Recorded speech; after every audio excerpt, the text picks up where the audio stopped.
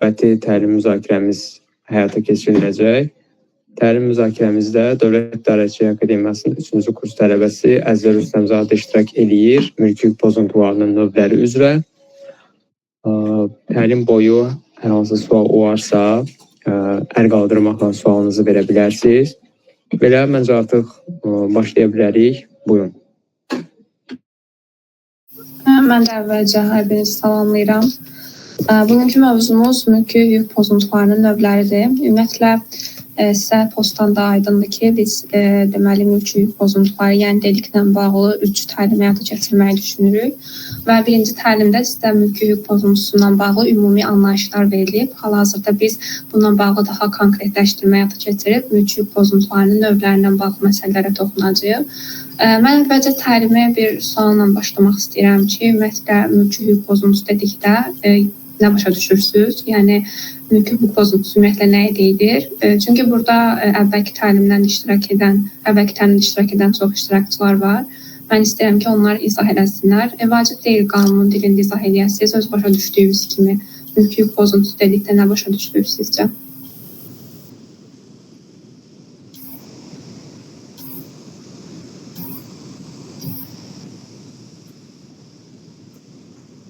Aydın. Deməli, mülki hüquq pozuntusuna bağlı məsələ ümumiyyətlə Mülki Məcəllənin 1096-cı maddəsində göstərilir. Mülki hüquq pozuntusu deyəndə həmin maddədə də belə qeyd olunur ki, qanunla və yaxud da hüquqla müdafiə olunan şəxsə, yəni zərər çəkənə birbaşa ziyan və ya zərər vurulmasına səbəb olan təqsirli, yəni hüquqa zidd əməllər mülki hüquq pozuntusu hesab olunur. Deməli, buradan belə nəticə çıxarırıq ki, mülki hüquq pozuntuları həm hüquqa zidd olan əməllərdir, həm də qanuna zidd olan əməllərdir. Qanuna zidd olan əməllər dedikdə konkret olaraq, yəni qanunvericinin tələblərini pozan əməllər başa düşülür. Hüquqa zidd əməllər isə belə mülki qanunvericinin dilində izah eləsək, məsələn, şəxs müqavilə öhdəliklərini pozur, yəni müqavilənin üzərinə qoyulan vəzifələri yerinə yetirmirsə, bu deməli mülki hüquq pozuntusu hesab olunur. Mülki hüquq pozuntusunun növlərindən bağlı qanunvericilik 2 fəsil həsr edib buna. Birinci, fiziki şəxsin həyatının sağlamlığına vurulan zərərin əvəzinə ödənilməsinə bağlı məsələdir. Bir də malın, işin, xidmətin qüsurları nəticəsində vurulan zərərin əvəzinə ödənilməsidir. Burada qanunverici mövqeyindən biz belə başa düşürük ki, əslində mülki hüquq pozuntusu dedikdə qanunverici gözlə görülə bilən zərəri başa düşür. Məsələn, fiziki şəxsin həyatına vurulan zərər, biz onun ölümündən ibarət olan nəticəni gördükdə bunu mülki hüquq pozuntusu hesab edilir və ya sağlamlığına zərər vurulur, müxtəlif dərəcə xəsarətlər yetirilə bilər. Malın, işin, xidmətin qüsurudur, məsələn, əmlakı məhv ola bilər, zədələnə bilər, məsələn, evi yana bilər və yaxud da məsələn, digər əmlakı, məsələn, maşını zədələnə bilər. Bunlar mülki hüquq pozuntusu hesab edilir. Bəs şərəf və ləyaqətə vurulan zərər sizcə mülki hüquq pozuntusu hesab olunmalıdırmı?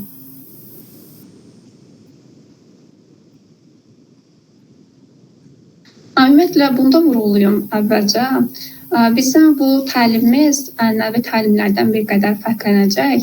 Biz daha çox maddələrin belə şərhindən daha çox praktiki yönündə bir qədər eləməyi düşünürük ki, həm də müzakirəli bir şəkildə həyata keçirək. Burada məqsəd sizin hansısa bir suala düz ya da səhv cavab verməyiniz deyil, daha çox sizin yanaşmalarınızı, fikirlərinizə diqqət yetirməkdir və birlikdə düzgün cavabı tapmağa çalışmaqdır. Ona görə mənə maraqlı olan məsələ ondan ibarətdir ki, şərəf ləyaqətə vurulmuş zərərlə bağlı, məsələn, mülki hüquq pozuntusu fəslinə diqqət yetirsəz, orada bununla bağlı hər hansısa bir tənzimləmə göstərilmir.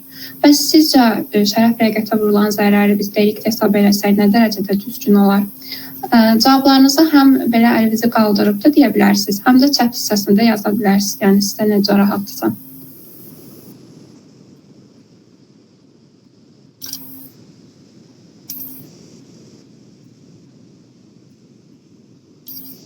Heç kim cavab vermək istəmir deyəsən.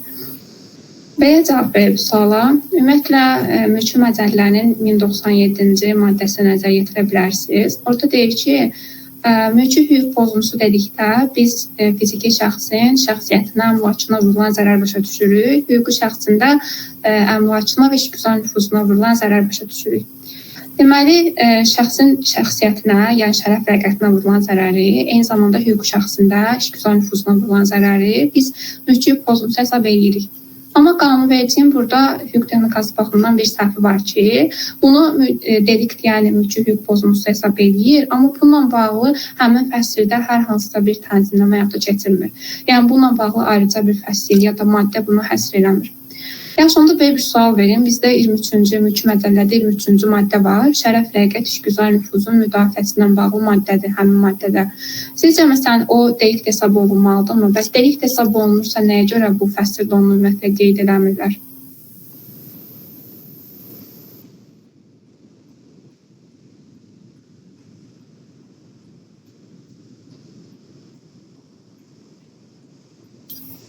Deməli, 23-cü maddədə də şərəf, ləyaqət, işgüzar nüfuzun müdafiəsindən bağlı məsələ var. Amma burada da ümumiyyətlə qanunvericinin bir səhvi var ki, şərəf, ləyaqət, işgüzar nüfuz deyəndə bu sadəcə kütləvi informasiya vasitələrindən vurulan zərərə görə məsuliyyəti nəzərdə tutur. Amma bu da təbii ki, səhvdir. Çünki şəxsin şərəf, ləyaqətinə yalnız kütləvi informasiya vasitəsindən zərər vurmaq olmur. Axı, məsələn, adi qaydada da müəyyən sözlərlə, hərəkətlər vasitəsilə biz şəxsin şərəf, ləyaqətinə zərər vura bilərik. O da delikt hesab olunmalıdır. Yəni, vurguladığımız kimi bu qanunverici texnikası baxımından olan səhvdir. Əslində, burada qanunverici həm də normativ hüquq aktları haqqında qanun tələblərini də pozur. Əvvəldə bununla bağlı anlayış verir, amma həmin fəsildə bununla bağlı hər hansısa bir tənzimləmə həyata keçirmir.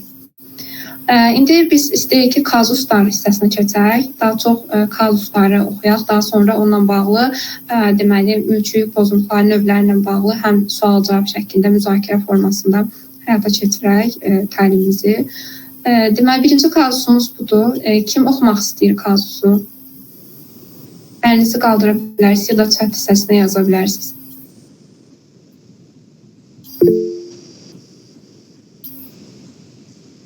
Olar oxumaq xanım.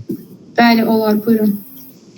Kənddə yaşayan Rəşad çoban iti saxlayır. İt əvvəllər aqressiv davranışlar göstərdiyindən Rəşadın əsas vəzifəsi onun üzərində daimi və güclü nəzarət tədbirləri tətbiq etməkdir.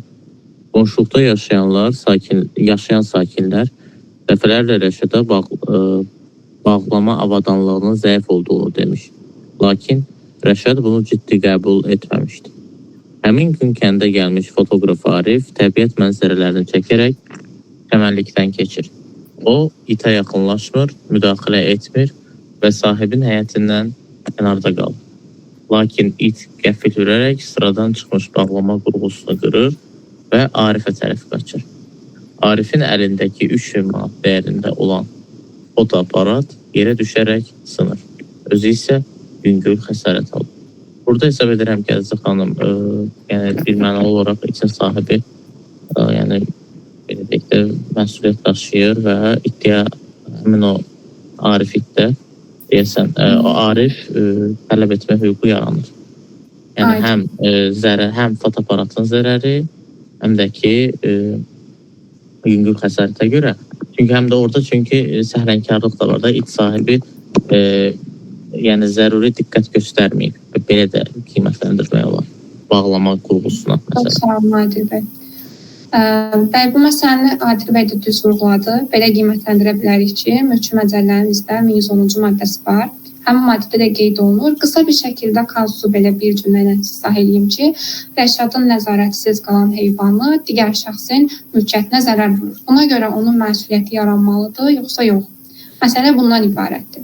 Burada görürük ki, 110-cu maddə də göstərir ki, heyvan sahibi, daha doğrusu heyvanın vurduğu zərərə görə məsuliyyət daşıyır. Burada görürük ki, onun ehtiyatsızlığı var. Yəni, bağlama avadanlıqlarını düzgün şəkildə quraşdırmır, yəni zəif təhlükəsizlik tədbirlərinə düzgün şəkildə əməl eləmir. Buna görə həmin şəxsin məsuliyyəti, yəni Rəşad adlandırılan şəxsin məsuliyyəti yaranmış olur. Yaxşı, gəlin situasiyanı bir qədər dəyişdirək. Məsələn, heyvan qaçıbdır və şəxs də bu Arif adlandırılan şəxsə tutam dağdadır, şəkillər çəkir. Belə olan halda deməli, həmin Rəşad adlandırılan şəxsin məsuliyyəti yaranmış olur, yoxsa yox? Yəni, qaçıb heç bir nəzarət altında deyil. Sizcə burada heyvan sahibi məsuliyyət daşımalıdır, yoxsa yox? Üzr istəyirəm, it hardan qaçıb, yəni necə, yəni evdən qaçıb, həyətdən qaçıb, yəni? Yəni yoxdur da, sahibi olsun lap evdən qaçıb, həyətdən qaçıb. Yəni nəzarət altında deyil də, qaçıb, itib lap olsun. Belə olan halda digər şəxsi məsələn əmlakına zərər vurub ya da sağlamlığına zərər vurub. İndi sağlamlığına vurulan zərərlə bağlanan hissəyə də gələcək, yox heç. Hələ ki əmlak zərərindən bağlanan hissəyə keçəcək. Yəni qaçıb ya da itib, yəni nəzarət altında deyil. Ona görə heyvan sahibi vurulan zərərə görə məsuliyyət daşımalıdırmı? Yəni nəzarətsiz heyvanlar, yəni heyvan sayılır da artıq o qaçıbsan, yəni onun əlindən çıxıb da sanki, yəni bir növ itmiş əşya kimidir də. Yəni nəzarətsiz olduğu üçün məncə burada onun yəni birbaşa ehtiyatsızlığı belə yəni yoxdur. Qəsd onsuz da ola bilməz, ehtiyatsızlığı məncə yoxdur. Yəni ümumiyyətlə burada təqsiri yoxdur. Maraqlı. Bəs başqa fikri olan var? Bəli, şəxs həmin itə və yaxud da heyvanına nəzarət etməlidir və onun mühafizə vasitələrini qabaqcadan təmin etməlidir. Çünki şəxs öz itinin cinsindən və digər belə deyək, xüsusiyyətlərindən bilir ki, it zərər vura bilər. İndi əmlak olmasın, şəxsin həyatına və digər şəxsin həyatına zərər vura bilər. Ona görə də burada dolayısıyla məsuliyyət daşıyır şəxs. Əslində iki cavabdakı mövqedə bir-birinə əks olan maraqlı yanaşmalardır. Hər iki tərəf də öz fikirlərini əsaslandırdı. Amma bununla bağlı mülki qanunvericiliyin konkret tənzimlənməsi var. Qeyd olunur ki, fərqi yoxdur, heyvan nəzarət altındadır, fərqi yoxdur, heyvan itib, fərqi yoxdur, qaçıb. Hər bir halda heyvan sahibi həmin heyvana nəzarət həyata keçirməlidir, onun sahibliyindədir. Vurduğu zərərə görə də məsuliyyət daşımalıdır. Yaxşı, belə bir şey deyək, tutalım ki, Rəşad həmin heyvanın bağlama avadanlıqlarını quraşdırıb, hər şey yerindədir. Onu məsələn bağlayıb da, bu buruntuaq səhv eləmirəmsə, bu ağıza taxılan da vasitələrdən o heyvanlara. Bunların hamısını quraşdırıbdır. Amma məsələn Arif adlanan şəxs tutalım həmin heyvana yaxınlaşır. Məsələn deyək ki, təhlükə mənbəyi olan bir heyvandır da. Məsələn, çoban iti zaten təhlükə mənbəyi olan heyvanlardan, xüsusi təhlükə mənbəyi olan heyvanlar üçün qiymətləndirilir. Yaxınlaşır məsələn, bunun nəticəsində tutalım ona zərər vurur. Məsələn, əmlakı məhv olur. Belə olan halda sizcə məsuliyyət yaranmalıdırmı? Yəni şəxs bütün təhlükəsizlik tədbirlərini görübdür da. Qanunvericə nəzərdə tutulan bütün təhlükəsizlik tədbirləri görülüb. Bununla bağlı Nazirlər Kabinetinin qərarı var. İndi o qərara da gələcəyik. Belə olan halda sizcə Rəşadın məsuliyyəti yaranmış olurmu? Yəni Arif tələb edə bilərmi ki, ona vurulan ziyanı ödəsin?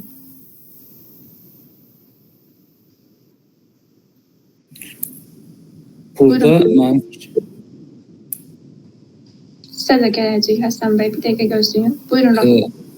burada mənim fikrimcə əslində bütün qabaqlayıcı tədbirləri görübsə şəxs, bu zaman Arifin də özünün belə deyək düşüncəsində formalaşmalıdır ki, həmin it ona zərər vura bilər və itə yaxınlaşmamalıdır, özünü qorumalıdır.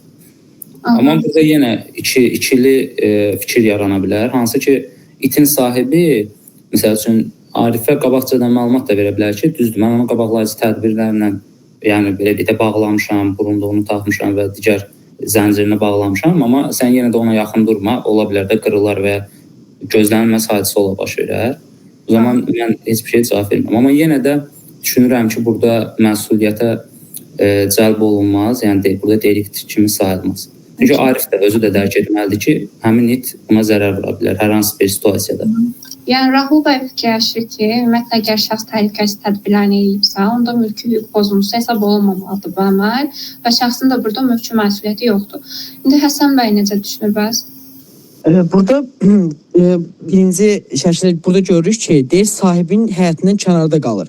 Amma ikinci dediyiniz situasiyada Arif əgər sahibin həyatına girirsə, yəni özəl mülkiyyətə müdaxilə edirsə, bu zaman yəni Rəşadın bir günahı yoxdur, nə də onun itinin. Yəni günah Arifdədir ki, icazəli şəkildə bu həyata girir və iti təhrik edir də, belə deyim. Yəni Rəşad burada məsuliyyət daşımır mənim fikrimcə. Yəni mülki hüquq pozuntusu yoxdur. Bir də belə bir məsələdə qeyd edeyim, düzdür, bunun mülki hüquq pozuntusuna əlaqəsi yoxdur, amma böyük ehtimal ki, aşağı kursuz günah termini ümumiyyətlə hüquqi termin deyil, günah termini dini termindir. Biz hüquqda onu təqsir adlandırırıq, təqsirin iki növünü fərqləndiririk, qəsd və ehtiyatsızlıq. Yəni günah termini istifadə etmək hüquqi baxımdan düzgün deyil, amma sizin fikrinizi başa düşdüm ki, yəni onu demək istəyirsiniz ki, mülki hüquq pozuntusu yaranmış olmur. Bəli, ikiniz də düz düşünürsünüz. Əgər şəxs bütün lazım təhlükəsizlik tədbirlərini tətbiq edibsə, bu zaman onun mülki hüquq pozuntusu yaranmır. Və indi sizə belə bir sual verim, belə bir situasiya verim. Deməli, bu yaxınlarda belə bir məsələ ilə rastlaşmışdım. Deməli, şəxs öz maşınında itini aparır və onun üçün həmin qoruyucu vasitələr var ya, ağızlığa taxılan vasitə var, onun adını dəqiq bilmirəm. Həmin vasitələri taxmır. Məsələn, polis əməkdaşı həmin şəxsi saxlayıb tələb edə bilərmi ki, siz tam itinizi aparırsınız, onun ağızlıqda, yəni xüsusi vasitələr taxılmalıdır, əks halda sizə cərimə nəzərdə tutulubdur.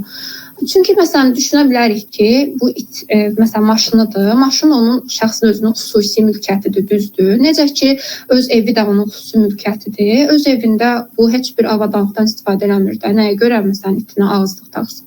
Sizcə maşınında da bu şəkildə ağızlığın taxılması düzdürmü? Sizcə bu hansısa bir hüquq pozma yarada bilərmi? Bununla bağlı nə düşünürsünüz? Məsələn bu məsələ ilə bağlı. Buyurun Aytaç xanım. Məncə bu heç bir hüquq pozma deyil. Çünki maşın da şəxsin evi kimi şəxsi bir əşyasıdır. Əşya deməyim də şəxsi bir zonadır və orada onun itin heç bir kəsə, yad bir şəxsə zərər törətmək kimi bir təhlükəsi yaranmır. Ona görə də bu məsuliyyət yarada bilməz. Təbii ki, amma kənara çıxarsa, maşından kənara düşərsə, bu zaman təbii ki, ona ağızlıq taxılmalıdır. Çünki kənar şəxslərə zərər yetirmək təhlükəsi yaranır. Bəs düşünmürsünüzmü ki, məsələn it xüsusi təhlükə mənbəyidir, tutan şəxs maşını saxladı, birdən qapını açdı ya da nə bilim pəncərə açıqdı, pəncərədən düşdü, kiməsə zərər yetirdi. Belə olan halda sizcə məsuliyyət yaranmayacaqmı? Belə olan halda təbii ki, məncə məsuliyyət yarana bilər. Ona görə də əgər sahibi onu ağızlıqsız saxlayırsa və maşının təbii ki daxilində, bu zaman ehtiyatsızlıq üçün müəyyən tədbirlərini də görməlidir. Məsələn, pəncərəni açıq qoymaq olmaz, qapını açıq qoymaq olmaz. Aydındır. İndi Məhəmməd bəyə söz verək. Müdərini qaldırmışdı. Buyurun Məhəmməd bəy. Mənə elə gəlir, əslində o pəncərə məsələsini toxunmaq lazım idi. Onu mən deyəcəydim ki, əgər açıqdırsa, yəni baxır açıqlıqdan da məsələn bir var ki, itin yəni çıxacağı ölçüdədir. Bir də var ki, yəni sadəcə yəni havanın keçəcəyi bir yəni kiçik bir yer, yəni kiçik hissəsi açıqdır, belə deyim. Bir də it onsuz da təhlükə mənbəyidir. Əslində yəni maşının içində belə yəni hər hansısa bir gözlənilməz davranış göstərsə, yol hərəkətinin digər iştirakçıları üçün, həmçinin şəxsin özü üçün də yəni təhlükə yarada bilər. Amma özü üçün olan təhlükə təbii ki yox, daha çox digərləri üçün olan təhlükə qanunverici tərəfindən tənzimlərdə ki, yəni digərlərindən şəxslərə zərər vurulmasın. Ona görə məncə maşında taxılmalı, yəni ağızlıq taxılmalı. Yenə də iki fərqli yanaşma mövcuddur bundan bağlı.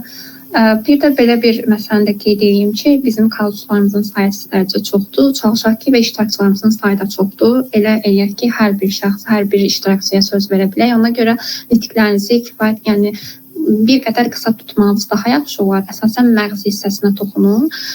Burada belə bir məsələ var. İnzibati Xətalar Məcəlləsinin 290-cı maddəsi var.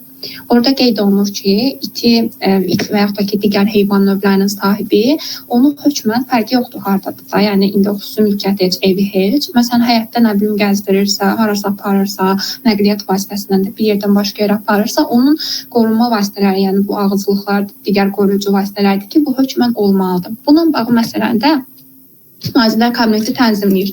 Nazirlər Kabinetinin çox maraqlı bir qərarı var. Mən istəyərdim ki, bunu hər biriniz oxuyasınız. Orada çox maraqlı məsələlər var. Qeyd olunur, Azərbaycan Respublikasının yaşayış məntəqələrində it, pişik və digər ev heyvanlarının saxlanması qaydalarının tənzimlənməsi haqqında qərardır. Orada da bu məsələyə toxunur ki, yəni fərqi yoxdur da, sizin maşın sizin özünüz xüsusi mülkiyyətinizdir.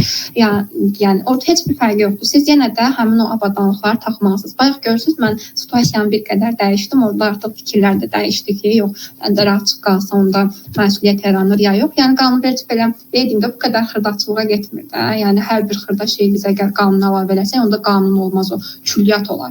Ona görə belə bir tənzimə müəyyənləşdirib müvafiq icra hakimiyyəti orqanı ki, əgər sən xüsusi mülkiyyətində belə, yəni maşında belə aparsan, hökmən həmin vasitələri istifadə eləməlisən. Yaxşı, indi biz bu ümumiyyətlə mövzudan bir qədər kənara çıxdıq. İndi gəlin bu məsələyə baxaq. İkincisi də siz dediniz ki, bayaq səhvləmirəmsə Rahul bəy bu sualı cavablandırdı. Orada dedi ki, şəxsə vurulan zərər var ki, bu 3000 manat məbləğində ziyan dəyib, maddi ziyan dəyibdir, maddi ziyanı ödəməlidir, düzdür. İndi mən belə bir sual verim. Situasiyanı bir qədər yenə dəyişirəm. Arif məsələn yetkinlik yaşına çatmayan şəxsdir. Yetkinlik yaşına çatmayan şəxsə vurulan ziyana görə həmin şəxs özü iddia qaldıra bilər sizcə məhkəmədə ki, mənə ziyan vurubdu, onu deməli ödəsin, kompensasiya versin. Qaldıra bilər sizcə?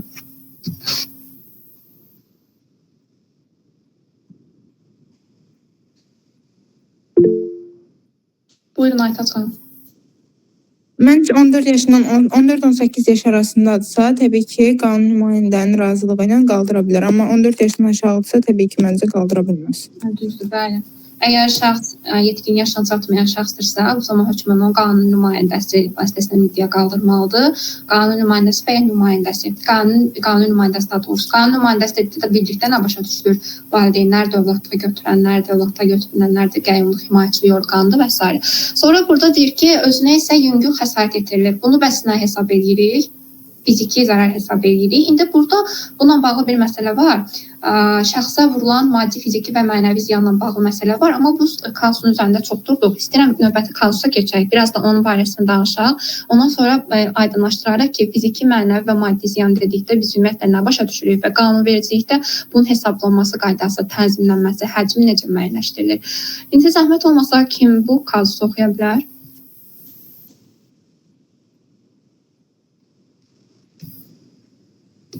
Heç kim könüllü deyilsə, mən özüm seçəcəm. Buyurun Ləman xanım. Şəhərdə 12 mərtəbəli binanın 5-ci mərtəbəsində yaşayan Rəşad səhər pəncərədən ev bitkilərini sulayırdı. O su qabını pəncərənin kənarında saxlamışdı. Mobil telefonuna gələn zənglərlə diqqəti yayınan Rəşad pəncərəni örtərkən təsadüfən su qabını aşırır. Qab aşağı düşərək binanın qarşısından keçən məktəbli Arifin çantasına dəyir və içindəki planşet zədələnir. Arif ziyanın ödənilməsini tələb edir. Rəşad isə deyir ki, külək səbəb olub və bu qarşısı alınmaz qüvvədir. Çox sağ olun Ləman xanım. İndi belə bir sual yönləndirirəm. Sizcə burada Rəşadın məsuliyyəti var? Rəşadın məsuliyyəti müəyyənləşdirməsi üçün ümumiyyətlə küləyin həqiqətən qarşısı alınmaz qüvvənin olub-olmamasını burada yoxlamaq İndi burada lazım. bir dəqiqə gözləyək. Sizcə qarşısı alınmaz qüvvə deyəndə nə başa düşdür və biz küləyi qarşısı alınmaz qüvvə hesab eləməliyikmi? Küləyi qarşısı alınmaz qüvvə dedikdə, yəni bəzi hallarda küləyin təbii ki dərəcəsindən asılı olaraq biz onu qarşısı alınmaz qüvvə, fəlakət kimi götürə bilərik. Burada bir sübut məsələsi çox mühüm rol oynayır. Təqsirli prezumsiyası deyirsiniz, amma məsələyə də gələcək yaxşı. Başqa bir yalan var. Qarşısı alınmaz qüvvə deyəndə nə başa düşürsünüz ümumiyyətlə? Buyurun Ayşə xanım. Burada force majeure halları qeyd eləmək olar, hansı ki təbiət hadisələri ilə bağlıdır və ümumiyyətlə bunların da qarşısını almaq olmur. Yəni məcəllədə də bunlar istisna göstərilir ki, onsuz da, yəni bundan görə də məsuliyyət daşımır qarşı tərəf. Qarşısı alınmaz qüvvə ilə bağlı mülki məcəllədə yeni tənzimləmə var. 379.1.1-ci maddə var. İddia müddətin axımının dayandırılmasına səbəb olan hallar içərisində göstərilir ki, qarşısı alınmaz qüvvə fövqəladə hadisə ola bilər və yaxud da həmin situasiyada qarşısı alına bilməyən hal ola bilər. Fövqəladə hadisəni da Ayşə xanım vurğuladı. Məsələn, zəlzələ ola bilər, yanğın ola bilər, daşqın ola bilər, sel ola bilər. Bunun qarşısını necə ala bilərsiniz? Heç cür. Yəni zəlzələ yeri tutası deyilsiniz ki, zəlzələ baş verməsin. Yəni bunlar fövqəladə hadisələr hesab olunur. Bir də həmin şəraitdə qarşısını alına bilməyən haldır. Burada külək, məsələn, şəxs pəncərənin qabağında dayanıb görür ki, küləkdir. Nə edə bilər? Məsələn, su qabını içəri qoya bilər. Burada artıq şəxsin özünün nəyi var? Ehtiyatsızlığı var, düzdür. Burada yenə Arifin çantasına dəyir, içindəki planşet zədələnir. Deməli, burada Rəşadın məsuliyyəti yaranmış olur. Arif buna iddia qaldırır ki, ona dəymiş ziyanı ödəsin. Planşet burada zədələnir, düzdür. Bu hansı zərər olmuş olur? Maddi zərər. Maddi zərər Aysol. Bayaq zərərin mən dedim ki, 3 növü fərqləndirilir qanunvericilikdə. Fiziki, mənəvi və maddi zərər növləri fərqləndirilir. Bir də onların hesablanma qaydasından bağlı məsələyə də bir qədər toxunmaq lazımdır. Siz nə düşünürsünüz? Məsələn, maddi zərərdir, fiziki zərərdir, mənəvi zərərdir. Bunu qanunverici necə hesablayır? Qanunverici daha doğrusu yox. Məsələn, iddia qaldırır məhkəməyə. Məhkəmə bunu necə hesablamalıdır? Məsələn, maddi zərər dəyibdir. Bayaq ki, məsələn, situasiya dedim. Buyurun Rəna xanım. Məncə maddi zərər dedikdə elə hesablanmalıdır ki, həmin əşyaya dəyən zərərin aradan qaldırılması üçün çəkilən xərclər nəzərə alınmalıdır. Məsələn, həmin planşetə əgər zərər vurulubsa, dediyimiz kimi maddi zərər hesab edirik bu zərəri. Əgər o sonradan təmir olunaraq əvvəlki istifadə yararlılığına gələ bilirsə, bu zaman həmin istifadə yararlılığı üçün çəkilən xərclər burada maddi zərər kimi hesablanacaq. Yox, istifadəyə yararlı vəziyyətə heç cür gətirilə bilmirsə, yeni bir planşetin alınması üçün çəkilən xərc nəzərə alınmalıdır burada maddi zərər qismində. Yəni yeni bir planşet deyəndə yəni bazar qiymətinə uyğun olaraq hesablanmalıdır. Bəli, orta bazar qiymətinə əsasən hesablanmalıdır. Bu da məsələn əmtəşnaslıq ekspertizası əsasında müəyyənləşdirilə bilər. Müəyyənləşdirilir ki, həmin məsələn planşetin və yaxud da ki, digər əmlak üçün bazar qiyməti nə qədər olub. Məsələn, mən həmin planşet almışam 3000 manat, amma 5 il bundan əvvəl.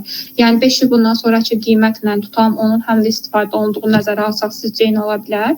Təbii ki, eyni olmayacaq. Yəni bazar qiyməti aşağı düşəcək. Bu səbəbdən də ona uyğun şəkildə hesablanmalıdır. Yaxşı, indi fiziki və mənəvi ziyanın vurulmasına bağlı məsələ sizcə necə hesablanır?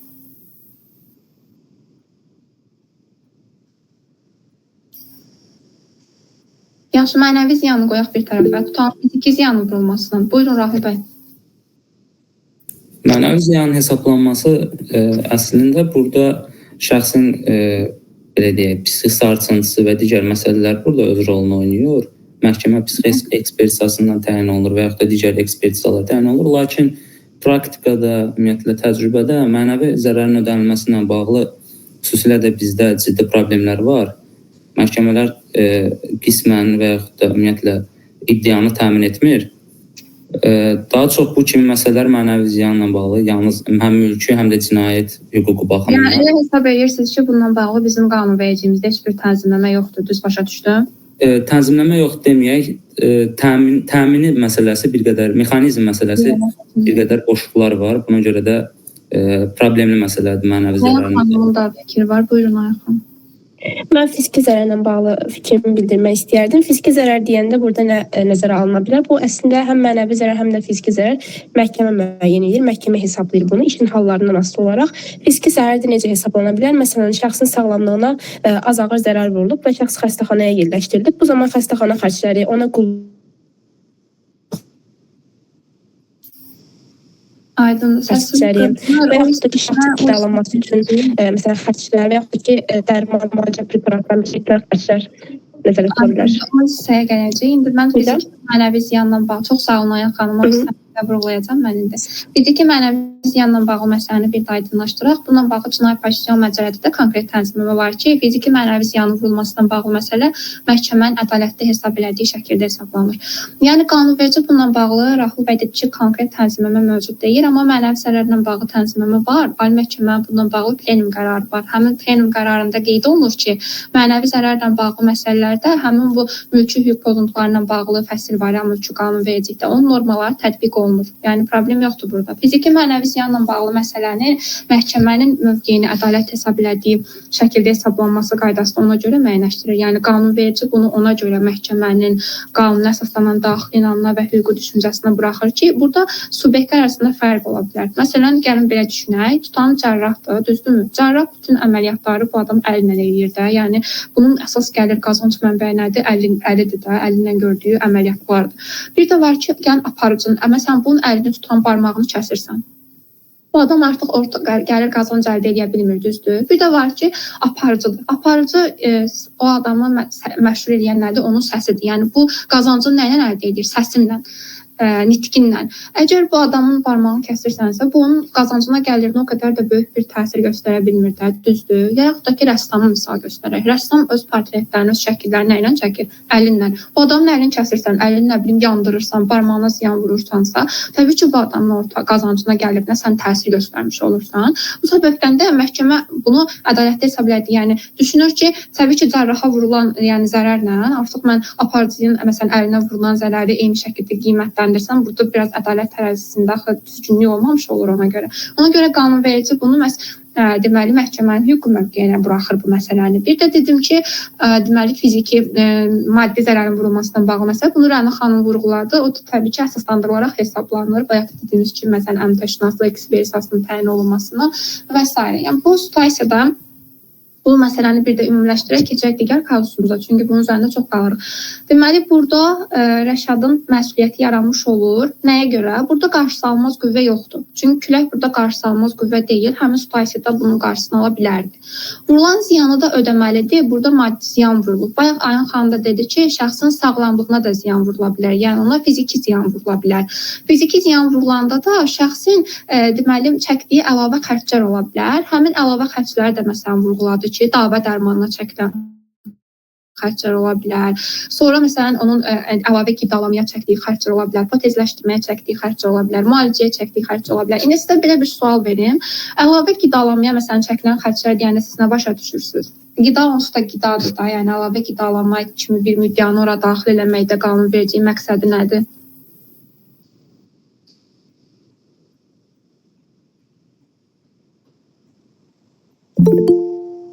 Buyurun Məhəmməd bəy. Düzdür, belə dəqiq bir fikrim yoxdur, amma mənə elə gəlir ki, qida deyəndə burada təkcə yəni qəbul olunanlar əlavə olaraq bioaktiv fəallığa malik maddələr və ya nə bilim hər hansısa bir bəlkə də qidalanıcı tərkibli preparatlar, dərman vasitələri. Preparatsa o dərman vasitələrinin içərisində gedir.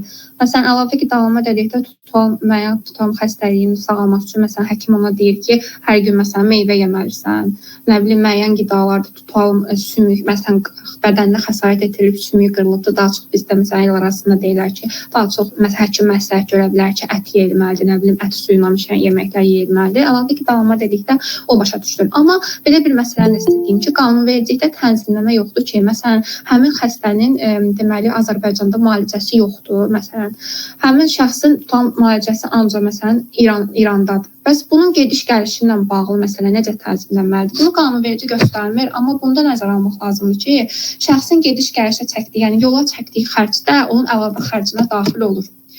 Bir də belə bir məsələ var. Gəlin bunu da vurğulayaq. Bundan əvvəlki kazusu keçə bilərik, Aynur xanım zəhmət olmasa. Yox, bundan əvvəlki.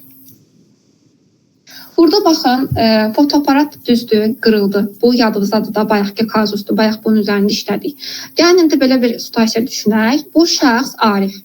Tutalım ki, müəyyən bir şirkətlə işləyir, şirkətlə müqavilə bağlayıbdır ki, əvvəlcədən müqavilə bağlayıb, şirkət də buna pul verib ki, sən get, tutalım dağ şəkilləri falan çək, biz bunu müəyyən bir dərgidə nümayiş etdirəcəyik. Məsələn, dərgiyə qoyacaq, dərgi qapaq eləyəcək, hər nəysə. Amma deməli, Arifin fotoaparatı qırılır. Düzdür. Arifin fotoaparatının qırılması nəticəsində o həmin şəkilləri çəkə bilmir, bunu da dərgiyə verə bilmir. Amma dərgi ilə də müqavilə bağlayıb ki, mən şəkilləri çəkib sizə gətirəcəm. Belə olan halda Arif Rəşaddan tələb edə bilərmi ki, mən müqavilə bağlamışdım, sən itin mənə hücum elədi, mənim fotoaparatım qırıldı, mən də şəkilləri çəkib aparıb verə bilmədim həmin dərgiyə. Sən mənim ora ödədiyim pulu da geri qaytar da, yəni mənim itirdiyim qazancımı, gəlirimi də mənə qaytar. Belə bir şey tələb edə bilərsizcə? Bəli, Rəşid bəy deyir ki, bəli. Başqa fikri olan var? Əldən çıxmış faydanın ödənilməsini tələb edə bilər. Əldən çıxmış fayda. Başqa?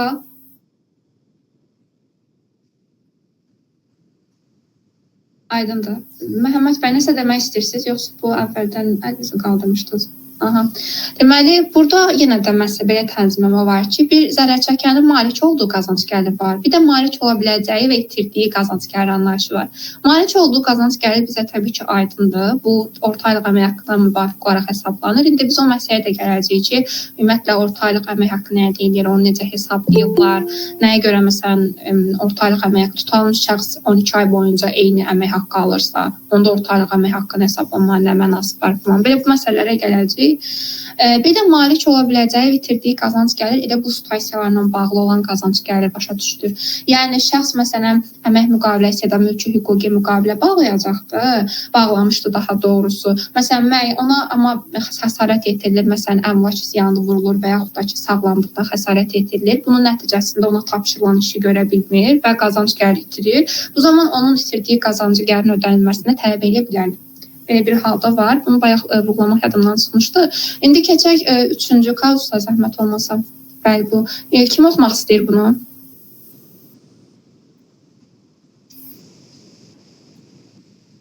Ayın xanım oxuya bilər, əgər buradadırsa.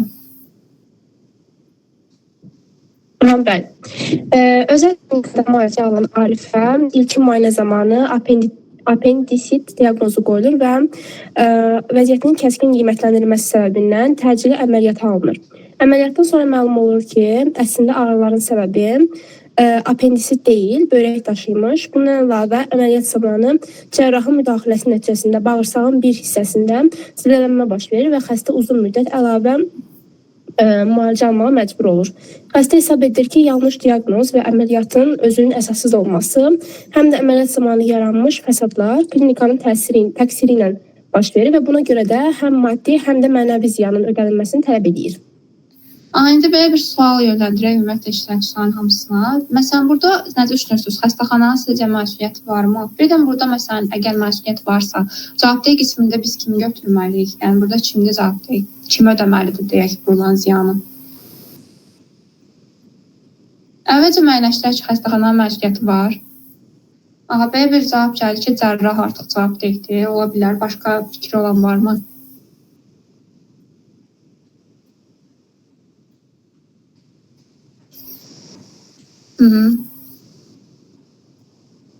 Rəşid bəy düşünür ki, burada cavabdeh cərrahdır, xəstəxananın heç bir məsuliyyəti yoxdur bununla bağlı. Başqa fikir olan var? Amma bu əməliyyat haqqında qərarlar qəbul olunarkən, hər hansı bir xəstə barəsə təcili əməliyyata alınarkən tək cərrahın qərarı ilə həyata keçirilmir ki, bu məsələn konsilium təşkil oluna bilər bu barədə, həkimlər tərəfindən və ya baş həkimin göstərişi ola bilər bu barədə. Artıq spaysan bir qədər mürəkkəbləşdirirsiniz Rəna xanım. Biz konkret olaraq bu kazusdan danışırıq. Bu kazus üzərindən gedəndə sizcə cavabdeh kim götürməliyik? Yəni kim burada cavabdeh olmalıdır? Buyurun Həsən bəy. Belə bir fikrim var ki, biz bilirik ki, işçinin törətdiyi deliktə görə işə götürən məsuliyyət daşıyır da. Amma ki, həmin hadisə törədilən delikt iş fəaliyyətində və iş vaxtında olmalıdır. Yəni burada da görürük ki, buyursunuz. Mülki məcəllənin 1099-cu maddəsi var. Həmin maddədə göstərilir ki, işçinin öz əmək funksiyalarını yerinə yetirdiyi vaxt, deməli, vurduğu ziyana görə məsuliyyəti işə götürən daşıyır. Yəni, işə götürən olan hüquqi və yaxud da ki, fiziki şəxs daşıyır. Buna görə burada cavabdehi qoyuruq kim? Xəstəxana. Xəstəxana konkret olaraq, yəni xəstəxananın rəhbəri kimdirsə, onun cavabdehi qismində qoyuruq. Bəs yaxşı, burada ümumiyyətlə cərrahın heç bir məişəti yaranmış olmur, onda belə çıxır. Çox güzel. Belədir ki, məncə təzədən xəstəxanaya işə götürən şəxs cərrahla özü haqq hesablaşacaq da, belə lord dildə desəm. Ondan sonra reqres, yəni hüquq yaranmış olur. Qeydiyyat tələb hüquq yaranmış olur. Yəni cərrahdan. Burada necə olacaq? Tələb edəcək ki, deməli xəstəxana ona vurulan ziyanı ödəsin. Xəstəxana ödəyəcək, tam həcmdə ödəniləcək. Yəni həm maddi ziyan, həm mənəvi ziyan. İndi mənəvi ziyanlar məsələyə bir dəqiqə qayıdacağıq burada. Həm maddi, həm mənəvi ziyanı ödəyəcək. Sonra hansı həkim məsələn əməliyyat eləmişdirsə, həmin həkim də qoyacaq yenə cavabdeh qismində reqres tələb hüququ, yəni qeydiyyat tələb hüququnu ödəmişdirsə, ona geri qaytarmasını tələb edəcək. Belə qısa bir dildə, lor bir dildə əgər izah eləsək. İndi burada mənəvi ziyanla bağlı olan bir məsələ var. Gəlin onu da vurğulayaq. Məsələn, şəxs əməliyyat olundu, düzdür. Ağır da əməliyyat olunub, amma cərrahın təqsiri var burada. Yəni yanlış əməliyyat olunubdur. Şəxs tutalım vəfat elədi. Amma onun ailə üzvləri mənəvi ziyanla ödənilməsindən bağlı iddia qaldırmaq istəyir. Deyir ki, bu adam əməliyyat olunubdur. Amma biz görmüşük ki, bu adam yəni əməliyyat olunduğu dövrdə, ona yanlış diaqnoz qoyulduğu dövrdə nə qədər istirablar çəkibdir, nə qədər stres çəkibdir, nə bilim depressiyaya düşübdür. Onun ailə üzvləri tələb edə bilərlərmi ki, ona vurulan, şəxsə vurulan, ölən şəxsə vurulan mənəvi ziyan ödənilsin? Buyurun Məhəmməd bəy. Bununla bağlı Konstitusiya Məhkəməsinin qərarı var idi 23-cü maddə ilə bağlı. Orada nəinki ailə üzvləri, yaxın əlaqə anlayışı vurğulanırdı. Düzdür, siz axırda vurğuladınız ki, şəxsin özünə yox, özünə dəyən zərərlə bağlı onlara yox. O biraz şübhə yaratdı, amma onu bilirəm ki, yəni nəinki yaxınlar, hətta çox yaxın mənəvi bağları olan dostları belə, yəni bu sübut olunsa, onlar belə tələb edə bilər. Yəni bu 23-cü maddənin şərhinə bağlı məsələyə gələrik. Başqa bir fikri olan var. Nə düşünürsünüz məsələn bununla bağlı? Yəni dediyim kimi chat hissəsində yazıb bilərsiniz. Deməli, mənəvi ziyan, ümumiyyətlə mənəvi zərərin vurulmasına bağlı məsələ. Burada Cinayət və Sosial Məcəllənin, yəni düşünürəm ki, keçən yəqin ki, az olar, birinci, ikinci kurslarda daha çox.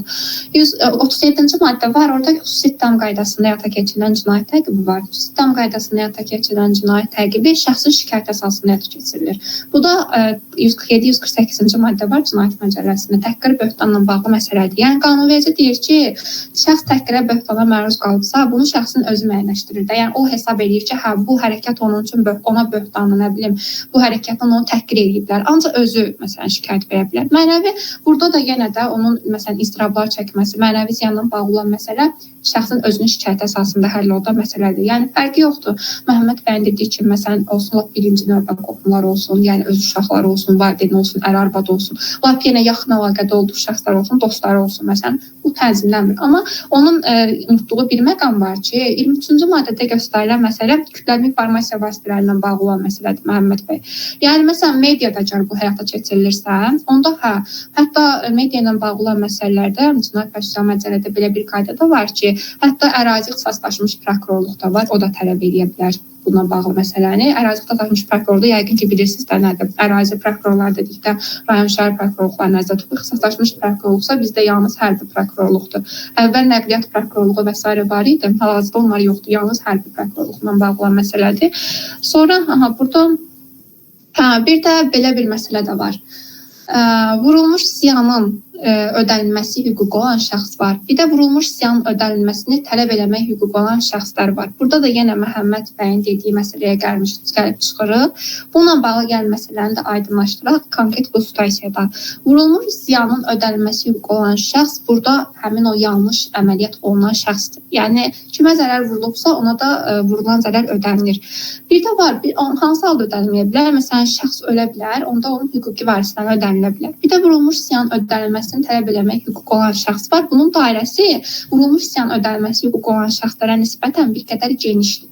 Bu zaman Məhəmməd bəy də bayaq vurğuladı. Onda qohumlardır, burada yüksələn enən xətt üzrə olan qohumları, nə bilim, hüquqi varisləri və s. bunların hamısı nəzərə alınır. Yəni dairələr arasında bir qədər fərq var ki, vurulmuş ziyan ödənilməsini tələb etmək hüququ olan şəxslərin dairəsi ümumiyyətlə genişdir.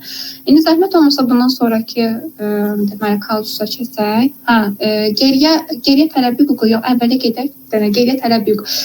Deməli, reqres geriyə tələb hüququna bağlı məsələ mən bayaq sizə vurğuladım. Bununla bağlı çox məsələni qeyd elədik. İndi mən istəyirəm ki, bununla bağlı bir situasiyanı iştirakçılarımızdan məsələn bir neçəsinə bununla bağlı söz verək ki, konkret olaraq məsələn necə biz bayaq belə kazus şəklində izah elədik, bir neçə cümlədən ibarət deyə bilərsiniz ki, məsələn burada məsələn reqres hüququ yaranır, burada məsələn reqres hüququ yoxdur. Yəni daha çox yarandığı hissələr deyək ki, hansı halda məsələn geriyə tələb hüququ yarana bilər. Bir neçə iştirakçıdan söz alaq bundan bağlı. Sonra mən sizə bir neçə də sual verəcəm. Sonra keçərik artıq fiziki şəxsin həyatına, sağlamlığına vurulan zərərin əvəzinə ödənilməsi. Kiminsə fikri var bu məsələ ilə bağlı? Yoxdursa mən sual-cavab formasında həyata keçəcəm bu hissəndə.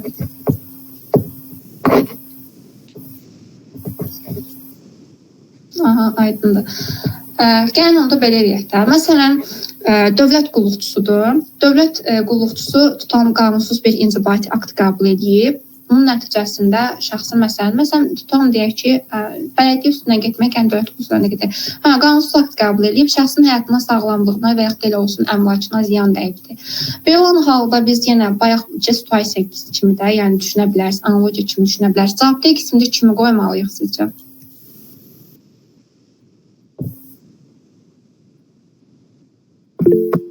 Buyurun Aytaç xanım. Məncə bu məsələdə dövlət qulluqçusunun, yəni törətdiyi xətaya görə, törətdiyi pozuntuya görə həmin icra hakimi, onun çalışdığı müəssisəni, müvafiq icra hakimiyyəti orqanını zabitə kimi qoymaq olar. Mən düşünürəm ki, Konstitusiyanın 68-ci maddəsi var, orada yazır ki, dövlət qulluqçuları birlikdə maddi məsuliyyət daşıyır. Bu baxımdan da dövlət zabitə qismində Maliyyə Nazirliyi çıxış edir. Daha sonra isə dövlət həmin o zərəri dövlət qulluqçusundan çıxarır, reqres hüquq qaydasında. Daha dolğun cavab əslində buydu. Bəs onda belə bir sual verək. Məsələn, hakimlərlə bağlı olan məsələni tənzimlənəcək. Tutalım ki, belə bir situasiya indirildi sizin üçün. Birinci instansiya məhkəməsinin məsələn hakimidir. Şəxsi tutanı müəyyənləşdirib ki, deməli zərər çəkənə 5000 manat məbləğində ziyan dəyibdir, 5000 manat ödənilməlidir. Sonra şəxs məsələn həmin zərəri vuran şəxs apellyasiya məhkəməsinə müraciət edir. Apellyasiya məhkəməsindən daha doğrusu həmin qərardan şikayət verir və apellyasiya məhkəməsi birinci instansiya məhkəməsinin qərarını ləğv edir. Belə olan halda hakim məsələn şəxsə artıq ziyan vurulubdur da, məsələn zərər vuran şəxs zərər çəkənə 5000 manat ödəyibdir, tutulub ondan. Onda tələb edən hakim deməli burada qanunsuz hərəkət törətdiyinə görə ona qarşı reqres hüququ yaranmış olur sizcə? Və yaxud da ki, hakim bununla bağlı məsuliyyətə cəlb oluna bilərmi? Gəlin birinci belə sual, bu sualı belə qoyaq. Sonra müəyyənləşdirək ki, hakimə burada reqres qeyriyyət tələb hüququ yaranır ya yox. Fikir olan var. Mürəkkəb danışdım biraz. İstəyirsiniz daha saldım, əgər başa düşmədinizsə.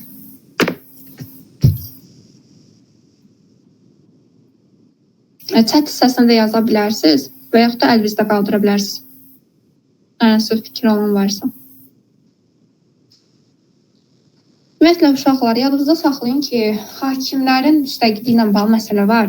Məhkəmələr və hakimlər haqqında qanunda. Ümumiyyətlə, konstitusiyada da var, 127-ci maddə olmalı səhvləmirəmsə. Orada göstərilir ki, hakimlər müstəqildirlər. Hakimlərin və buyurun Gülşən xanım.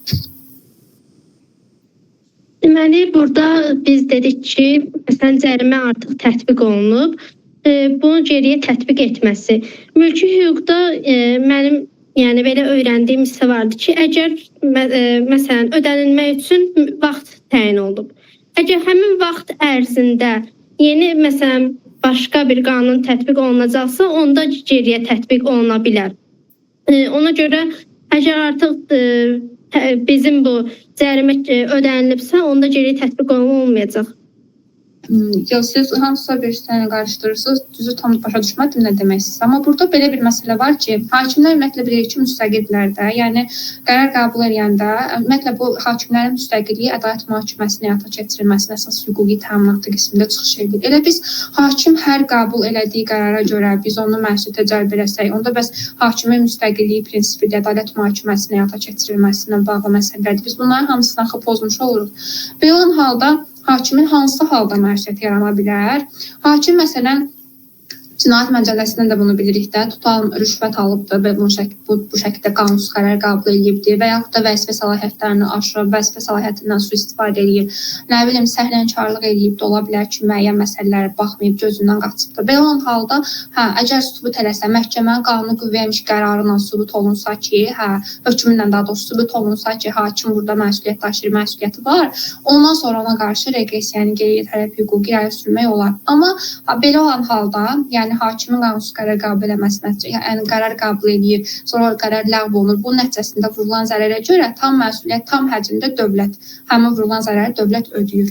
Bunu da yadınızda saxlayın. Sonra deməli, əslində burada sübutlarla bağlı məsələ toxunmaq istədim, amma bunu görən vaxtımız az qalır. Keçək fiziki şəxsin həyatına, sağlamlığına vurulan zərərlə bağlı olan məsələyə. Deməli, əvvəlcə istəyirəm ki, fiziki şəxsin həyatına, sağlamlığına vurulan zərərin ödənilməsindən bağlı sizə qısa bir şəkildə məlumat verim ki, bu nə deməkdir bu. Bununla bağlı ayrıca bir bayaq da vurğuladığım kimi mülki məcəllədə bir fəsil var. Orada 1127-ci maddə var. Orada göstərilir fiziki şəxsin həyatına, sağlamlığına vurulan zərər müqavilə öhdəliklərin icrası zamanı, hərbi qulluq, polisdə qulluq, digər müvafiq qulluq vəzifələrinin icrası zamanı şəxsin həyatına, sağlamlığına vurulan zərər başa düşülür. Belə deyək, müqavilə öhdəliyin icrası deyəndə ümumiyyətlə nə başa düşülür? Gəlin əvvəlcə bunu aydınlaşdıraq. Ümumiyyətlə müqavilə dedikdə siz nə başa düşürsünüz? Müqavilə ilə əqd arasındakı fərq nədir? Bunu kim cavablandıra bilər? Buyurun Həsən bəy. Müqavilə, müqavilə iki tərəfli olmalıdır mütləq, amma əqd bir tərəfli olurdu. Əqd həm bir tərəfli ola bilər, həm iki tərəfli, həm də çox tərəfli ola bilər. Belə deyək də, müqavilə ilə bağlı, ümumiyyətlə müqavilə mülki hüquq vəzifələrin müəyyənləşdirilməsi, dəyişməsi xitamla bağlı iki və ya daha çox şəxsin razılığı olmuş olur. Amma əslində müqavilə ilə əqdin bir forması olmuş olur, amma onlar arasında müəyyən fərqlər var. Məsələn, müqavilə Rəşid bəy vurğuladı, mən də bunu deyəcəkdim, yazılı şəkildə bağlanır yalnız, amma əqd həm məsələn yazılı şəkildə bağlana bilər, həm də şifahi şəkildə bağlana bilər. Əqd məsələn bir tərəfli də ola bilər, tutan vəsiyyətlə bağlı olan əqdlər var ki, bu məsələn bir tərəfli əqddir. Ondan sonra məsələn müqavilə öhdəliyin icrası zamanı dedikdə bəs siz nə başa düşürsünüz?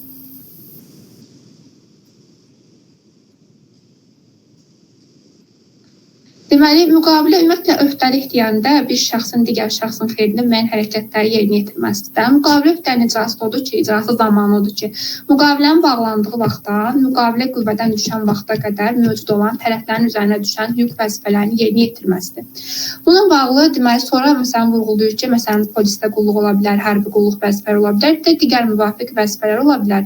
Zəhmət olmasa bundan sonraki slaydlara keçək. Məsələn, digər müvafiq vəzifələrin icrası ilə bağlı bundan sonraki slayda şəxsin həyatına, sağlamlığına vurulan zərər üçün daha yüksək məsuliyyət ölçüsü nəzərdə tutulan hallar var. Baxın, burada görürsünüz, sizin üçün müxtəlif qanunverici haqqlarını göstərmişəm. Həmin qanunverici haqqlarında subyektlərinə görə fərqləndirir ki, məsələn, bu subyektlərin həyatına vurulan zərərə görə, məsələn, əməliyyat axtarış fəaliyyətində iştirak edən şəxslərə görə 1100 manat məbləğ nəzərdə tutulur. Əgər həlak olubsa, sağlamlığına zərər vurulubsa 550 manatdır. Məsələn, digər qanunverici haqqda var, tam cinayət prosesində iştirak edən şəxslərdir. Məsələn, onlar üçün 1110 manatdan 55 manat nəzərdə tutulur. Amma məhkəmələr, yəni hakimlər üçün artıq tamam fərqli bir məbləğ nəzərdə tutulur. Yəni təkcə bu qanunla deyil, mülki məcəllə ilə deyil, digər qanunverici haqqlarında da müxtəlif məsuliyyət ölçüsü bundan bağlı nəzərdə tutula bilər. Bundan sonraki bir məsələndə bir kazusda həll edək, əgər vaxtımız varsa, fiziki şəxsin həyatına, sağlamlığına vurulan zərərlə bağlı elə bir kazusumuz da var. Bu kazus kim oxumaq istəyir? Burada da çox maraqlı məsələlər var.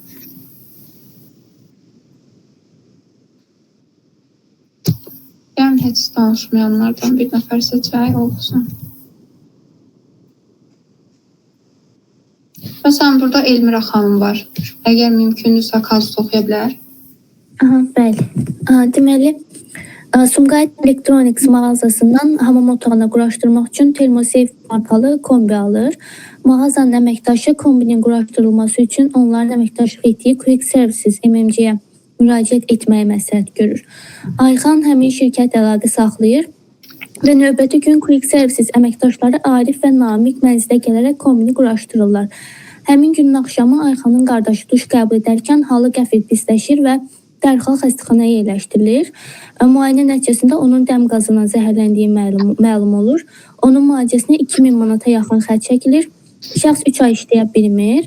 Ayxan kombinin yoxlanılması üçün başqa usta gətirəndə məlum olur ki, dəm qazının yaranmasının səbəbi kombinin bacasının düzgün quraşdırılmaması olub. İndi bayaq əslində vurğuladığımız məsələlərlə bağlı bir qədər ümumiləşdirmə həyata keçirib bu kazusu həll edə bilərik.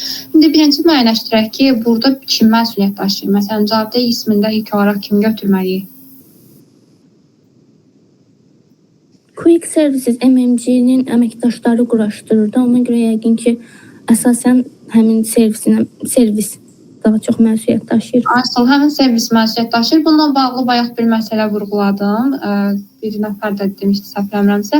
Dedik ki, işçi, Həsən bəy demişdi, işçinin vurduğu zərərə görə, əgər əmək funksiyasını yerinə yetirdiyi dövrdə vurulan zərərdirsə, işə götürən məsuliyyət daşıyır tam həcmdə. Burada deməli, Quick Service MMC-ni biz nə etməliyik? Cavabdeh ismində qoymalıyıq. O tam həcmdə vurulan ziyanı ödəyəcək. Ondan sonra bəs kimə reqres tələb hüququna malik, geriyə tələb hüququna malik olur? İşçilərinə, Ariflə Namiqə geriyə tələb hüququna malik olmuş olur. Burada şəxsin müalicəsinə 2000 manata yaxın xərc çəkilib, düzdür. Burada da bayaq Ayhan xanım da bunu vurğulamışdı. Müxtəlif demək əlavə xərclər var. Məsələn, müalicəsinə çəkilən xərc ola bilər, əlavə qidalanmaya çəkilən xərc ola bilər. Bir də şəxsin 3 ay işləyə bilmədiyi dövr var. Buyurun Adil bəy.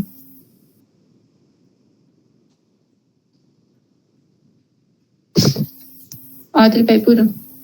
Xanım, burada bir şey qeyd eləmək istəyirəm, əgər mümkündürsə. Buyurun. Məsuliyyətlə bağlı. Mən düşünürəm ki, burada məsuliyyət müəyyən ediləndə düzdür, orada işçilərində ola bilər. İndi təbii ki, bunu yəqin ki, ekspertiz də müəyyən edə bilər ki, orada məhz səbəbin kökü nədədir? Yəni, bir versiya işçilər quraşdırarkən, məsəl üçün, fərz edək ki, həmin o kombinin trubasını, nə bilim o hansısa Siz bir hüccət alma. çox üzr istəyirəm sözünüzü istəyirəm, amma zəhmət olmasa axırıncı cümləyə baxa bilərsiniz. Biz orada dedik ki, sonradan usta gətiriblər, bəs müəyyən olunub ki, kombin bacasını düzgün quraşdırılır.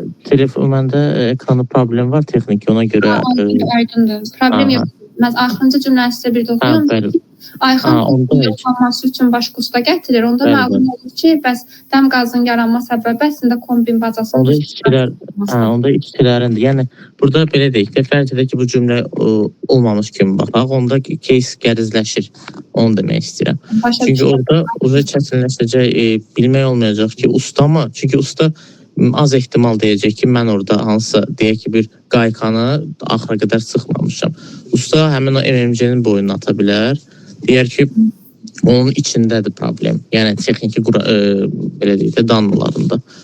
Onda bu kazus çətinləşə bilər. Amma bu cümləni qoymuşsunuzsa, aydın məsələdir kimdir. Bir də burada görürsünüz MMC ilə işləyir, orada əmək müqaviləsi əsasında işləyir. Bir də ola bilər ki, MMC olmazsa mülki hüquq müqavilə əsasında siz gedib hansısa bir ustanı gətirə bilərsiniz. Məsələn, tapşırıq və ya podrat müqaviləsindən gəlib orada evdə iş görə bilər. Belə olan halda da onda da məsuliyyət yaranacaq. Çünki işçi deyəndə biz həm əmək müqaviləsi əsasında işləyən şəxs başa düşürük, həm də mülki hüquq müqavilə əsasında işləyən şəxs başa düşürük.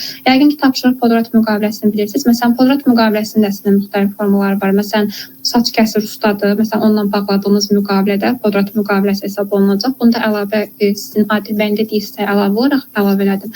Bir də deyək ki, şəxs 3 ay işləmir. Bəs 3 ay işləmədiyi dövrdə ona vurulan ziyan necə hesablanmalıdır? Onun orta aylıq əmək haqqı tapılmalıdır. Bununla bağlı məsələni qısa bir şəkildə izah edeyim. Orta aylıq əmək haqqı odur ki, onun sağlamlığına zərər vurulmamışdan əvvəlki 12 aylıq deməli əmək haqqı toplanılır, 12-yə bölünür. Burada belə bir məsələ çıxır. Bunu əslində əvvəldə də demişdim, təlimin əvvəlində dedim ki, buna qayıdacağam.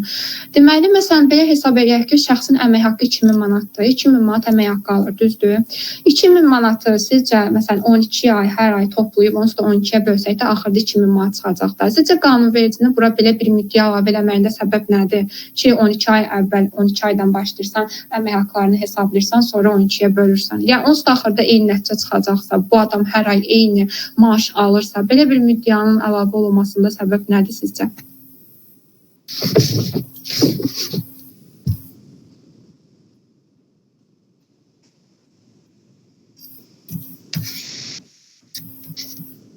Bəli, Rəsulbəy vurğuladı ki, əlavə haqq da ala bilər. Eyni zamanda ola bilər ki, şəxs məsələn sahibkarlıq fəaliyyəti ilə məşğul olsun, ya da müəllif ola bilər.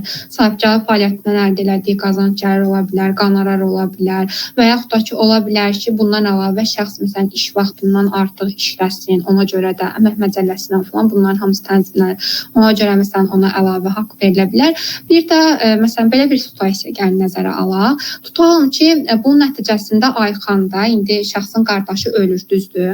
Qardaşı ölür və həmin qardaşın məsələn himayəsində az yaşlı uşaqlar var.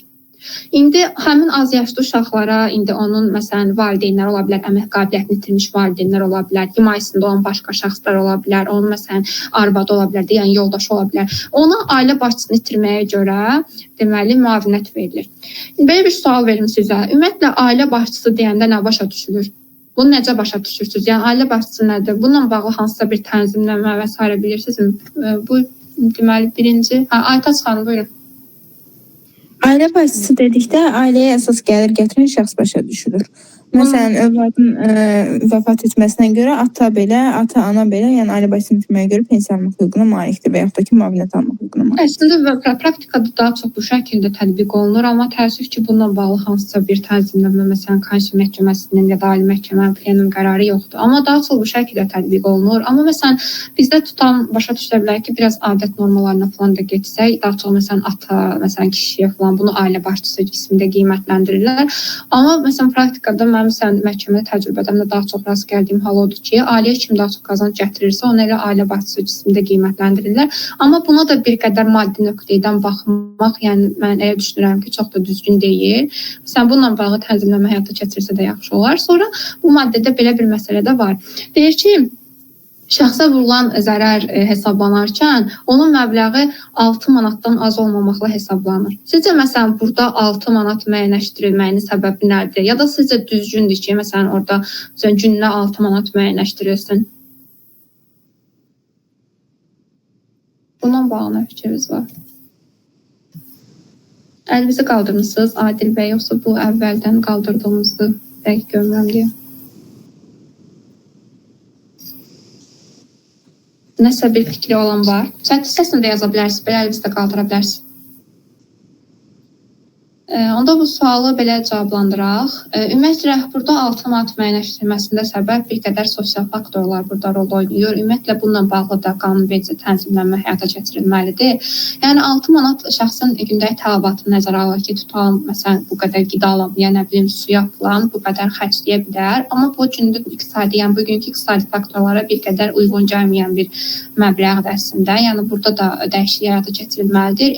Təkcə buna yox, digər qanunverici haqqlarında da buna bağlı dəyişikliklər aparılmalıdır bu rəqəmlərdən bağlı. Məsələn, korrupsiya qarşı mübarizə haqqında qanun var. Orada göstərilir ki, şəxs il ərzində bir neçə dəfə 55 manatdan artıq olmayan məbləğdə, artıq məbləğdə məsələn pul vəsaiti və yaxud da ki, digər əmlak əldə etsə, bu rüşvət hesab olunur. Burada da 55 manat əslində gündəlik, məsələn, günlük iqtisadi faktorlarına bir qədər uyğun gəlməyən bir haldır da.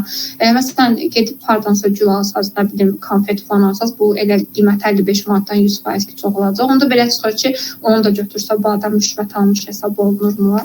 Yəni, bunu bir qədər, yəni, mən elə düşünürəm ki, burada bu məsələyə düzgün yanaşılmayıbdır. Yəni, ən azından qanunvericidə bununla bağlı mütəmadi olaraq dəyişiklik edilməsi daha yaxşı olar. Bir də bayaq vurğuladığım kimi, burada sosial faktorlar əsas rol oynayır. Necə ki, məsələn, işçilər üçün pensiya yaşını 65 yaş müəyyənləşdirib, qadınlar üçün 63 yaş müəyyənləşdirirlər. Elə onun kimi də bura belə bir maddə əlavə edir ki, yəni müddəa əlavə edir ki, hə, burada 6 manat olmalıdır. Amma yenə düşünürük ki, onunla bağlı da müəyyən tənzimləmələr həyata keçiriləcək. Sonra burada deməli, başqa vurğulamaq istədiyim, məsələn, Ayxan tutalım ki, Ayxanın qardaşı yetkin yaşına çatmayan şəxs olsaydı, onda zərər necə ödənilməli idi sizcə? Zərər məsələn kimi ödənilməli idi ya da necə hesablanmalı idi? Lap həlak olduğu situasiyanı düşünməyək, sağlamlığına zərər vurulduğu situasiyanı düşünək. Burada vaxtımız az qalır, gəlin bu hissəsini mən izah edeyim, sual-cavab hissəsini heç getməyək. Əgər yetkinlik yaşına çatmayan şəxs olsaydı, onda həmin zərər vuran şəxs, yəni burada konkret olaraq əslində MMC idi, sonra MMC-də dedikdə qeydiyyat tələb hüququndan Ariflə Namiqdən tələb edəcək, yəni ustalardan tələb edəcək. Belə olan halda vurulan zərərin əvəzi həmin yetkin yaşına çatmayan şəxsə ödənilir, amma deməli yetkin yaşına çatmayan şəxs məsələn 14 yaşına çatarsa ya da 14 yaşdan 18 yaşına qədər olan yetkin yaşına çatmayan şəxsdirsə, bir də onun qazancı gəliri yoxdursa, onda həm ona vurulan zərər ödənilir, həm də əmək qabiliyyətinin itirilməsinin dərəcəsi ödənilir. Bununla bağlı da bir məsələ var, bu əmək qabiliyyətindən bağlı olan məsələ. Bunu da vurğulayım. Bu da əslində qanunvericilikdə hüquq texnikası baxımından olan bir səhvdir. Bunu da yadınızda saxlayarsınız. Əmək qabiliyyəti burada peşəkar əmək qabiliyyətindən ümumi əmək qabiliyyətinə vurulan zərərin dərəcəsinin uyğun olaraq hesablanması göstərilir. Amma qanunvericilikdə belə bir səhv var ki, burada peşəkar professional əmək qabiliyyəti sözündən istifadə olunur, amma heç bir digər qanunverici haqqında professional əmək qabiliyyəti sözü yoxdur. Məsələn, Cinayət Məcəlləsində baxsaz 126-cı maddə var orada. Orada da peşəkar əmək qabiliyyəti sözündən istifadə olunubdur. Bir də burada tərcümə edib, siz bilirsiniz ki, mülki qanunvericilik daha çox tərcümə olunubdur bizim qanunvericimiz. Ona görə bir qədər səhvlər var. Amma deməli, qanunverici burada normativ hüquq haqlar haqqında qanun tələblərinin əslində çoxlu şəkildə pozur. Həmin qanunu orada görəcəksiniz ki, qeyd olunur ki, daha çox çalışmaq lazımdır ki, eyni sözlərdən istifadə olunsun da, yəni necə deyək, məsələn, bir yerdə tutalım təhqiqat və ibtidai istintaq yazılıbsa, digər yerdə ibtidai istintaq və təhqiqat yazılmasın. Elə təhqiqat və ibtidai istintaq olaraq da davam eləsin bütün qanunda. Amma burada səhv var. İndi gəlin aydınlaşdıraq ki, siz ümumiyyətlə hüquqi müəyyəni prinsipi düzdür. Deməli, ümumi əmək qabiliyyətindən professional əmək qabiliyyəti arasındakı fərq nədir? Bunu məsələn kim aydınlaşdıra bilər?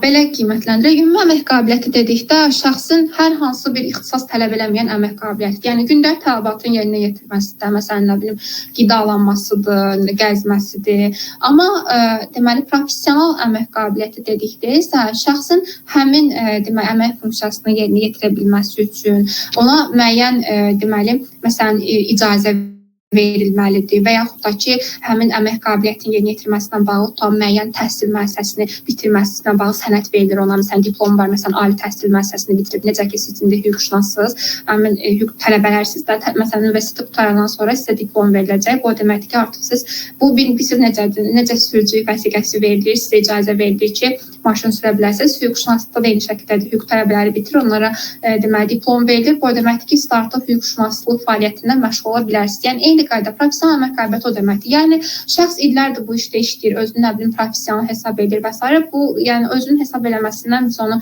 professional əmək qabiliyyətinə malik olan şəxs kimi qiymətləndirə bilmirik. Belə. İndi əgər Rəvan bəy buradadırsa, ona bir sual verin ki, biz davam eləyək, yoxsa sual-cavab hissəsinə keçək? Ya da Xəqani bəy.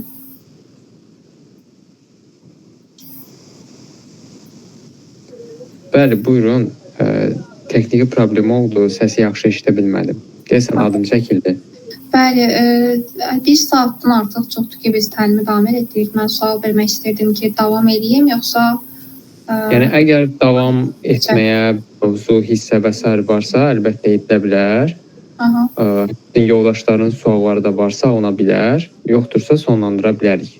Onda sual verək ki, bu hissəyə qədər aydın olmayan nəysə bir məqam varsa, buyurun suallarınızı verin. Birinci bu hissə ilə bağlı sualı cavablandıraq. Sonra çox yox, 10 dəqiqə vaxtınızı alıb, digər hissəndə də bir fəsildə var. Onu da izah edeyim. Ondan sonra bitirək. Yəni istəyirəm ki, mülki pozuntusu növlərindən bağlı yəni tam formalaşmış bir fikriniz olsun. Ən azından hər hissə ilə bağlı məlumatınız olsun. Buyurun, sualı olan varsa həm chat hissəsinə yaza bilər, həm də belə əlini qaldırıb sual verə bilər. Mən bir əlavə eləmək istəyirdim. Yəni, burada siz mülki məcəllərinin aidiyyəti maddələrinə təbii ki, təlimdən sonra özünüzdən, yaxud təlim gedişatında da nəzər yetirə bilərsiniz. Maddələr çox uzundur və təlimin məqsədi yəni, sırf maddələrin hamısını bir detallı izah eləmək deyil də. Yəni, adətən özünüz də şahidi oldunuz ki, əsasən bir və ya bir neçə kazus üzərindən onların mahiyyətini açıqlamaqdır. Ona görə ümumiyyətlə məsləhət görülür ki, bu danışılanlarla yanaşı mülki məcəllənin, əgər təbii ki, burada mülki məcəllənin xüsusi hissəsini hələ keçməyənlər varsa, onlar nəzər yetirə bilərlər və məncə davam etmək olar. Bəli, bu hissə çox önəmlidir. Ümumiyyətlə, mən də vurgulamaq istəyirdim ki, mülki hüquq pozuntusu ilə bağlı olan hissə demək olar ki, mülki məcəllənin ən maraqlı və ən vacib olan hissəsidir. Mülki hüquq pozuntusundan bir də vərəsə ilə bağlı olan hissələr. Yəni, bu hissələri daha belə diqqətlə oxumaq ümumiyyətlə hər birinizə məsləhət görürəm. Əgər heç bir sual yoxdursa, qısa bir şəkildə bu malın işinin xidmətin qüsuru nəticəsində dəyən zərərlə bağlı olan hissəni də izah edeyim. Ümumiyyətlə, bununla bağlı da bir kazusumuz var. Kazusu oxuyaq, sonra mən o kazus üzərinə sizə izah edim. Kim oxuya bilər bunu? Əl qaldıran olmasa, bu zaman mən iştirakçılar arasından seçim eləyəcəm.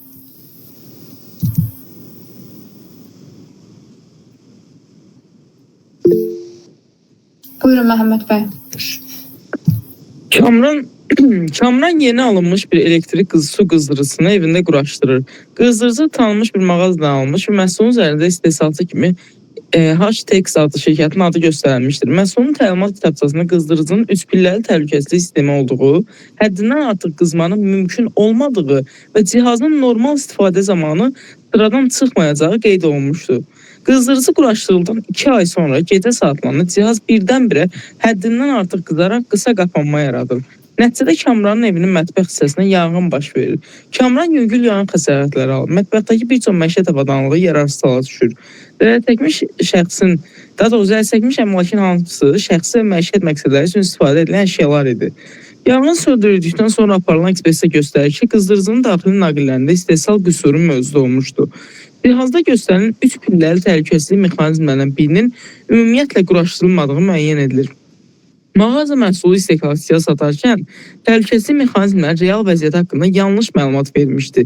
Kamran həm mağazaya, həm də istehlakçıya qarşı maddi və mənəvi zərərin ödənilməsi barədə tələb irəli sürür. Mağaza bildirir ki, məhsul istehsalçıya məxsusdur və cavabdehlik istehsalçının üzərində olmalıdır. İstehsalçı iddia edir ki, cihaz düzgün istifadə edilməyib, istifadəli təlimatlara əməl etməyib, zərər qarşısı alınmaz qüvvənin nəticəsidir. Bu səbəbdən istehsalçı məsuliyyətdən azad edilməyi tələb edir. Çox sağ olun Məhəmməd bəy. İndi mən auditoriya iştirakçılara belə bir sual yönləndirim ki, ümumiyyətlə malın işin xidmətin qüsuru dedikdə siz nə başa düşürsünüz? Yəni nə ola bilər malın işin xidmətin qüsuru? Məsələn, bu kausu da oxuduq, bu kausdan da çıxış edib cavab verə bilərsiniz bu suala.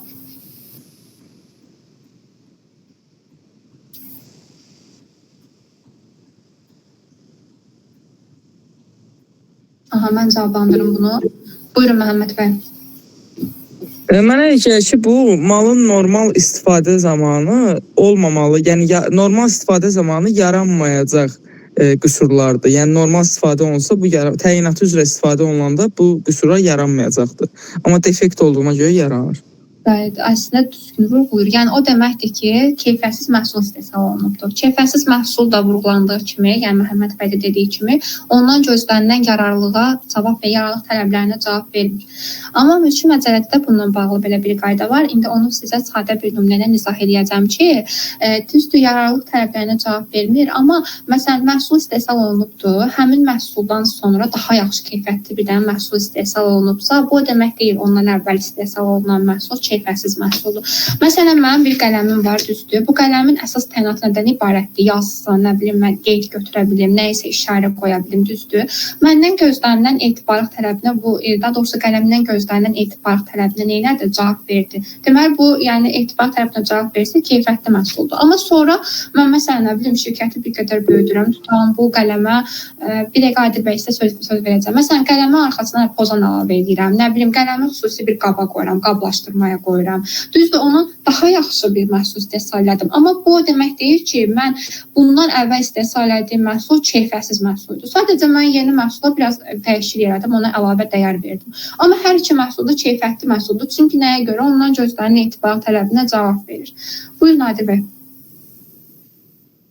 Əziz xanım, mən sadəcə sual vermək istəyirəm. Belə bu kazusdan irəli gələrək ağlıma bir digər məsələ gəldi. Bu məsələn xaricdən alış-verişlər çox olur da bu elektron ticarət formatında. Yəni və bugün məsəl üçün bir yaxın dostum da mənə deyir ki, deyək ki, elektrikli velosiped alışı zamanı orada elektrikli velosipedin əsas belə deyək də özəlliyi onun mühərrikidir. Liti əsaslı, liti-ion batareyaları və orada deyək ki, həmin o qısa qapanma baş versə, o problem baş versə, onda tələb hüququ, yəni burada məsələn, çünki məsələn deyək ki, Trendyoldur bu, fərz edək ki, amma Trendyolun Azərbaycanda nümayəndəliyi var. Amma hüquqi şəxs kimi məsuliyyətə cəlb etmək, məsələn, Trendyolun özünün baş ofisimi, yoxsa fərz edək ki, Çin şirkətidirsə, deyək ki, Çemudursa, oranı Pekinəmə, yəni burada tətbiq olunan hüquq kimin hüququ ola bilər? Mən burada belə düşünürəm ki, orada belə olan halda hüquqi şəxsin nümayəndəliyi biz məsuliyyətə cəlb eləməliyik və ondan sonra hüquqi şəxsin nümayəndəliyi bizdə olan nümayəndəliyi istehsalçıdan tələb edə bilər. Siz bayaq dediniz ki, həmin o elektrikli məsələn velosipeddə onun əsas hissəsi ümumiyyətlə istehsalçı ilə bağlı məsələyə də mən bayaq toxunacaqdım, amma onu əslində yaxşı vurğuladınız. İstehsalçı deyəndə biz onu başa düşürük ki, o son məhsul istehsal eləsin, məhsulun əsas hissəsini istehsal eləsin və ya əsas ünsürünü istehsal eləsin. Bu istehsalçıdır. Siz dediniz ki, elektrikli velosipeddə onun əsas hissəsi onun mühərrikidir, səfərəmizə də bateriyası. İstehsalçı da bu olmalı. Biz hüquq şəxsi nümayəndəliyinə cavabda qismində qoyuruq. Sonra istehsalçı kimdirsə ondan da hüquq şəxsi nümayəndəliyi reqressiyəni geriyə tərəf hüququna malik olmuş olur.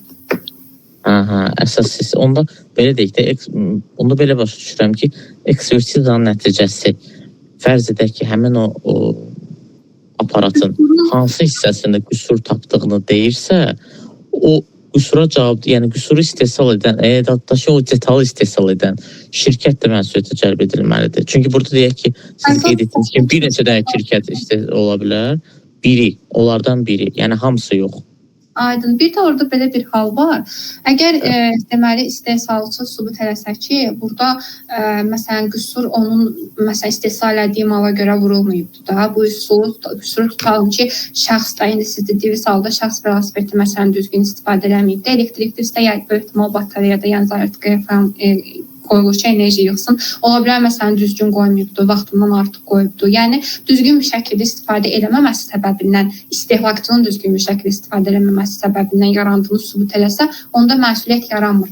Bir də orada yararlılıq müddətindən bağlı məsələ var. Bunu bilməm burada qeyd eləmişəm yoxsa yox. Məsələn, yararlılıq müddəti olur ki, qarantiya müddəti verir. Məsələn, saat falan alanda da göstərir ki, 2 illik qarantiya müddəti məsələn də əksər saatlarda o şəkildə verilir. Tutalım ki, 2 ildən sonra bu qüsur meydana gəlsə, onda vurulan zərər ödənilmir. Amma məsələn, indi bilmirəm o elektrikli velosipeddirsə, ona yararlılıq müddəti əgər özündə müəyyənləşdirilibsə, tutalım ki, 5 il yararlılıq müddəti var. Əgər siz dediyiniz qüsur həmin yararlılıq müddətində əmələ gəlibsə, onda vurulan zərərin əvəzi ödənilir.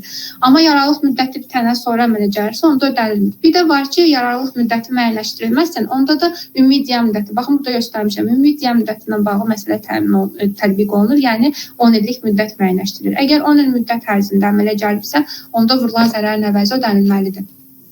Verdiyiniz sual üçün də çox təşəkkür edirəm Adil bəy. Buyurun. Başqa sualı olan var bu məsələ ilə bağlı? Məsələn, suallarınız ola bilər, hansısa iradınız ola bilər, təklifiniz ola bilər. Əlinizi qaldırıb deyə bilərsiniz ya da chat hissəsinə yaza bilərsiniz. Əgər heç bir sual yoxdursa, mən təlimi sonlandırmaq istəyirəm. Məsələn, kiminsə nəsə görüşü, düşüncəsi varsa verə bilər. Rəvan bəy, Xəqani bəy buradadırsa, əgər zəhmət olmasa. Mən təşəkkür edirəm iştirak elədiyiniz üçün. Maraqlı görüş oldu. Ən azı əsas məsələlərə toxunduq. Xatırlatmaq istəyirəm ki, növbəti təlimimiz 2 həftə sonraya planlaşdırılır. Beynəlxalq xüsusi hüquqda eriktin tənzimlənməsi ilə bağlı. İnşallah ki, həmin təlimlə bağlı da eyvanı yerləşdirəcək. Buyurun, kimisə sözü varsa yenə deyə bilər.